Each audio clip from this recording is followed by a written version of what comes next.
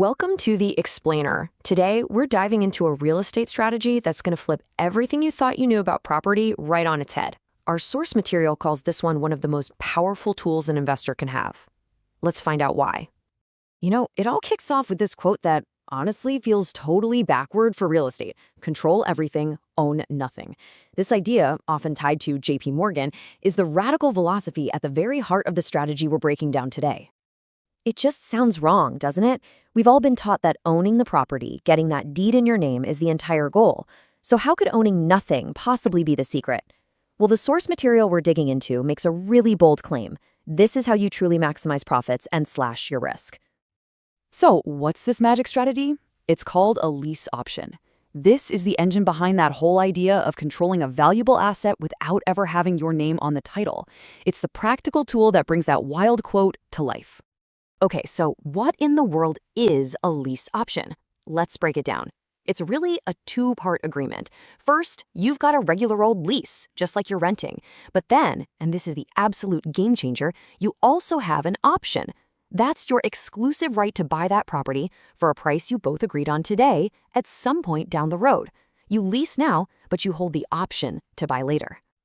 So you get the concept, but how does it actually make you money? Let's talk numbers.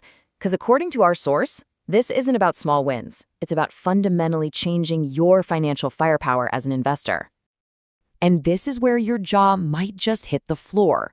The source claims this strategy can get you 25-to-1 or even a staggering 50-to-1 leverage. Just think about that for a second. For every $1 you put in, you could be controlling $50 worth of real estate.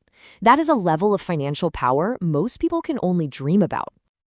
And the financial perks just keep stacking up. The source points out that you can often do these deals without needing banks or tying up huge piles of your own cash. And here's a wild one. You can potentially get huge tax benefits like depreciation and maybe even use a 1031 exchange. That's a way to defer taxes on your gains, all without ever officially owning the property. It's like getting the best perks of ownership without the massive price tag. All right, but you're probably thinking high reward usually means high risk, right? Well, that's what makes this so different. This isn't just about what you can gain, it's also about all the nightmares you get to avoid. Just look at this comparison. On one side, you have all the classic landlord headaches, foreclosures, tenants leaving all the time, being on the hook for every single repair. The lease option model, on the other hand, is built to help you sidestep a lot of that. You're essentially letting the actual owner carry most of the risk, while you hold on to the control. So what's the secret sauce here? It all boils down to the unique power of the option itself. The source material talks about this not just as a piece of paper, but as a seriously flexible and powerful financial tool in its own right. Listen to these qualities the source describes. It's invisible and private, not something that shows up on public records. It's portable and exchangeable, so you can sell it or trade it. But maybe the biggest one is that it's not attachable. That means creditors can't put a lien on your right to buy the property. You get all this control without the exposure.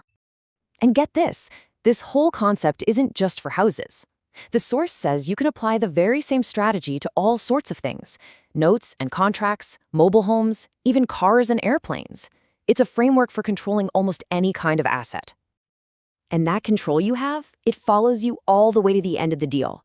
You're not stuck with just one way out. You can sell your option to someone else for a quick profit. You could become the bank and offer seller financing to your buyer. You could just release the property to someone new, or you could even exchange it. Having this many choices, well, that's the ultimate form of control. So when you boil it all down, what we're really talking about is a huge mental shift. The source suggests that real power isn't in owning the deed, it's in crafting the deal. And that leaves us with a really powerful question to think about. What could you control if you got rid of the burden of having to own it?